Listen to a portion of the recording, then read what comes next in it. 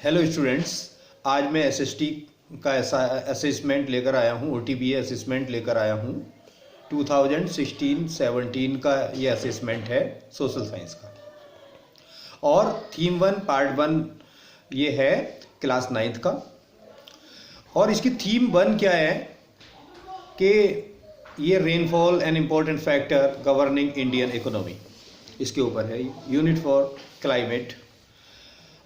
अब क्या है बच्चों कि इंडिया जो है ख़ास तौर से एक एग्रीकल्चर कंट्री है और ट्रेडिशनल जो एग्रीकल्चर है तो लगभग 75% लोग एग्रीकल्चर से रिलेटेड हैं किसी न किसी तरीके से विलेज में। और रेन यहाँ पर 62% होती है। इन नेट हमारे जो हैं जितना भी टोटल एरिया एग्रीकल्चर का है उस पर 62% लोग बारिश पर आधारित हैं, बारिश पे डिपेंडेंट रहते हैं।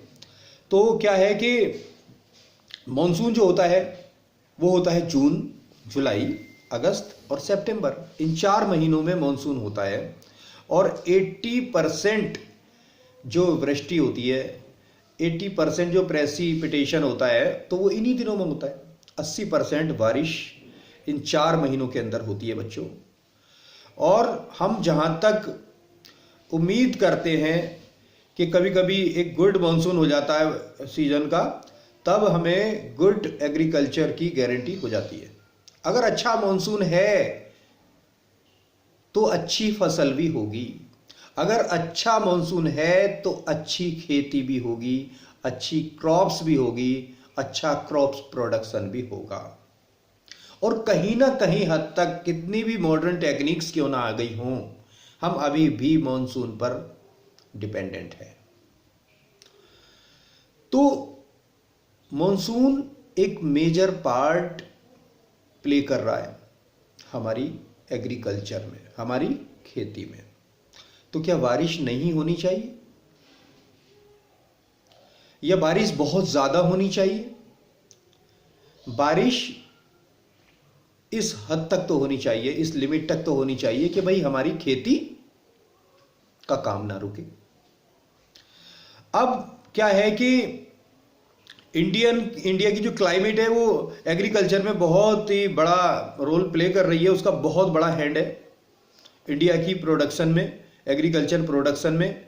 तो अगर मॉनसून अच्छा आएगा तो हमारे देश की इकोनॉमी भी बढ़ेगी, हमारा देश भी मजबूत होगा, इंडिया भी मजबूत होगी। अगर रेनफॉल होता है तो, बारिश होती है तो।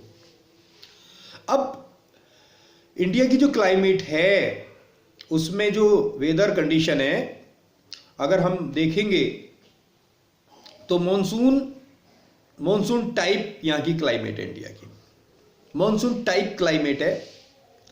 और हमारा जो देश है वो एक मानसूनी देश कहलाता है, मॉनसून पे आधारित देश कहलाता है। सबसे अनोखी ऋतुएं इस देश में होती है और मॉनसूनी ये देश कहलाता है। और मॉनसून के हिसाब से यहाँ पर फसलें होती आई हैं। अब क्या होता है कि अब यहाँ का जो टेम्परेचर है, रेनफॉल का रिदम ऑफ साइकिल है।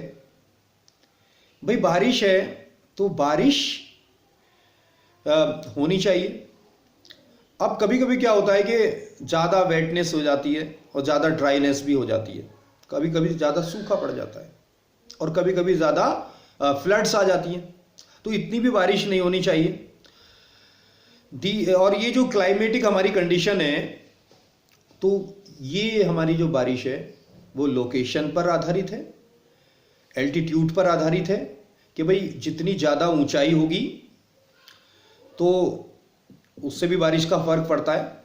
और सी लेवल से हमारी डिस्टेंस कितनी दूरी पर है। अगर हम समुद्र से दूर हैं, अगर हम सी से दूर हैं तो बारिश कम होती है।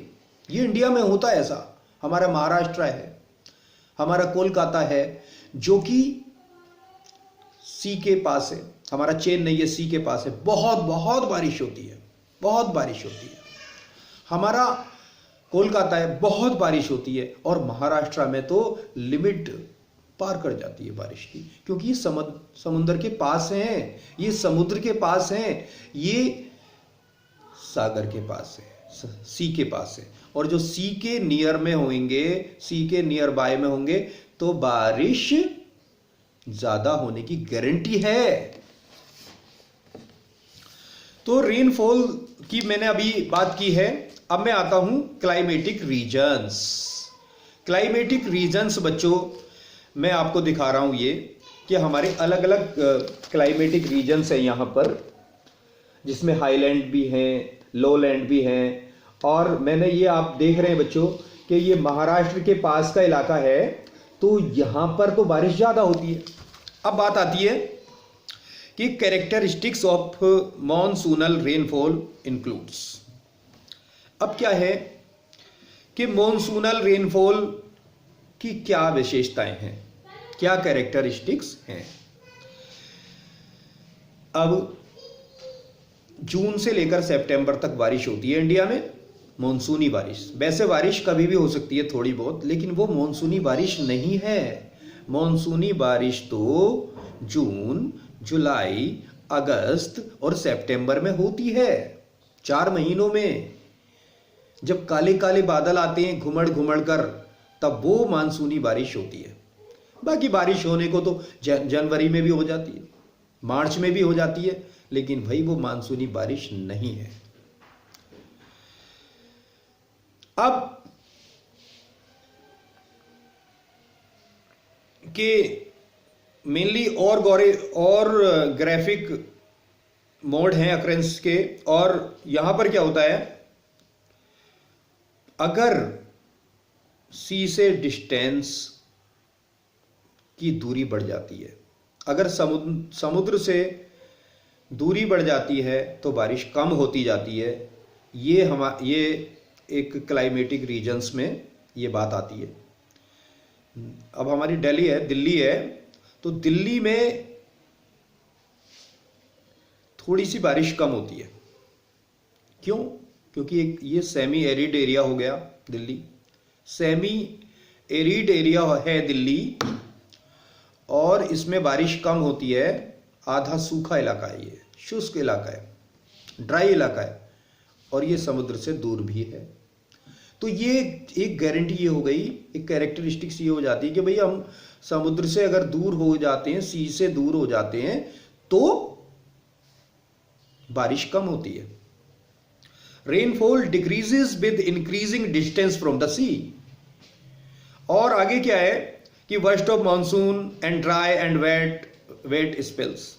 कभी कभी मानसून फट पड़ता है, बहुत ज़्यादा बारिश होती है, कभी कभी बहुत ही सूखा हो जाता है, कभी कभी इतनी ज़्यादा फ्लड आ जाती है, बादल फट जाते हैं, फ्लड्स आ जाती है। और कभी कभी बहुत ज़्यादा ड्राई कंडीशंस हो जाती हैं, सूखा पड़ जाता है, किसानों को काफ़ी परेशानी उठानी पड़ती है।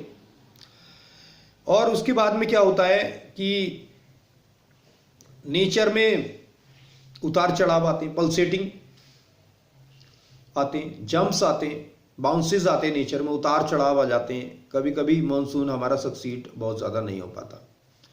अब सबसे बड़ी बात यह है कि दिल्ली, महाराष्ट्र और हमारे आंध्र प्रदेश, केरल और हमारे हाफ ओडिशा एंड छत्तीसगढ़, ये रीजन हमारे हाफ छत्तीसगढ़ रीजन जो हैं, ये सेमी एरिड एरिया में आते हैं। ये आधे गर्म इलाके हैं, आधे सूखे इलाके हैं, यहाँ पर बारिश कम होती है। और मैं ये बात बता दूं कि हमारी दिल्ली का कुछ पार्ट ये ड्राई क्षेत्र में जाना जाता है, ड्राई में एरिया में जाता है। जैसे दिल्ली का नजफगढ़ का इलाका, ये सेमी एरिड जोन के रूप में जाना जाता है। नजफगढ़ के पास का इलाका, थोड़ी सी दिल्ली, मैं ये समझता हूँ कि 10% दिल्ली जो है वो सूखी है, बट बाकी सारी दिल्ली ठीक है। थोड़ा सा वेस्ट का इलाका जो है, वेस्ट और साउथ का, तो ये 10% इलाका है दिल्ली का जो कि सेमी एरिड जोन में आता है। इसके अलावा हमारा हाफ गुजरात, आधा गुजरात भी सेमी एरिड में आता है। और बाकी हमारे नॉर्थ इंडियन जो स्टेट्स हैं तो उसमें क्या कहते हैं, ह्यूमिड सब ट्रॉपिकल ये इलाके हैं, ह्यूमिड सब ट्रॉपिकल रीजन्स हैं ये। और हाईलैंड्स में भी हमारे जम्मू कश्मीर का इलाका है, ये सी से काफ़ी दूर है और रेनफॉल तो यहाँ पर काफ़ी कम होता है और इसलिए हम इसे कोल्ड डेजर्ट के नाम से भी जानते हैं। ठीक है, आइस फॉल होता है कभी कभी। वो दूसरी बात है कि कभी कभार जम्मू कश्मीर में बहुत तेज़ बारिश भी हो जाती है। खैर, लेकिन मॉनसून का ज़्यादा सक्सीड नहीं माना जाता हाईलैंड में। अब हम आगे चलते हैं और हम देखते हैं कि भाई impact of monsoon, climate of India on agriculture and overview, कि क्या इम्पैक्ट पड़ता है मॉनसून का, क्या प्रभाव पड़ता है मॉनसून का इंडिया की क्लाइमेट पर, इंडिया की जलवायु पर और हमारी खेती पर। बारिश होगी तो गर्मी से हमें निजात मिल जाती है, गर्मी से हमें छुटकारा मिल जाता है। अभी हम गुस्से में हैं बहुत ज़्यादा और ठंडी ठंडी वर्षा आती है, वर्षा की फुहारें आती हैं, हम खुश हो जाते हैं। तो बारिश लोगों पर भी असर डालती है। अरे लोग भी तो भगवान की फसल हैं, लोग भी तो फसल की तरह है ना। अगर बारिश होगी तो हम भी खुश होते हैं और बारिश होगी तो क्रॉप्स भी इंक्रीज होगी, क्रॉप का प्रोडक्शन भी इंक्रीज होगा। तो ये तो रहा कि एग्रीकल्चर पर इम्पैक्ट मॉनसून का। इसके अलावा कुछ और पॉइंट्स हैं जिससे हमें पता चल जाता है कि भाई काफ़ी बेनिफिट मिलते हैं। India is primarily an agriculture country. Hindustan, India ख़ास तौर से एक कृषि प्रधान देश है, हम ये जानते हैं। और 74% पॉपुलेशन डायरेक्टली और इनडायरेक्टली एग्रीकल्चर से अपनी लिवलीहुड कमाती है, एग्रीकल्चर से अपनी जीविका कमाती है। और growth and development of Indian agriculture is mainly dependent on monsoon climate. Growth और डेवलपमेंट, देश का विकास इंडियन एग्रीकल्चर पर मेनली डिपेंडेंट है और मॉनसून क्लाइमेट पर तो खास तौर से होता है। कुछ लोग तो ये कहते हैं, मैंने देखा है कि बारिश होती है वर्षा के दिनों में तो लोग कहते हैं कि डीजल बरस रहा है, डीजल बरस रहा है। यस, हमें डीजल मंगाना पड़ता है गल्फ कंट्रीज से, लेकिन बारिश होती है तो यही डीजल हम फिर नहीं मंगाते, हमें विदेशी मुद्रा खर्च नहीं करनी पड़ती, हमें फॉरेन करेंसी खर्च करनी नहीं होती और बहुत बड़ा बेनिफिट हमें होता है बारिश होने से। अब क्लाइमेटिक डाइवर्सिटीज भी हो जाती है। ट्रॉपिकल और टेम्परेट क्लाइमेट जो होती है तो वहाँ पर थोड़ी सी क्रॉप्स बढ़ जाती है और यहाँ पर विदाउट एनी डिफिकल्टी फसल हो जाती है। ट्रॉपिकल रीजन्स में और टेम्परेट जोन में इंडिया में बहुत कम मेहनत से खेती हो जाती है, फसल हो जाती है। एग्रीकल्चर क्रॉप्स लाइक जैसे हमारी है राइस है, वीट है, ज्वार है, बाजरा है, कॉटन है, टी है, ऑयल सीड्स है, ये फसलें तो ज़्यादा मेहनत से नहीं होती और हाई टेम्परेचर्स रिजल्ट देता है कुछ इलाकों में जहाँ पर पूरे साल हाई टेम्परेचर रहता है।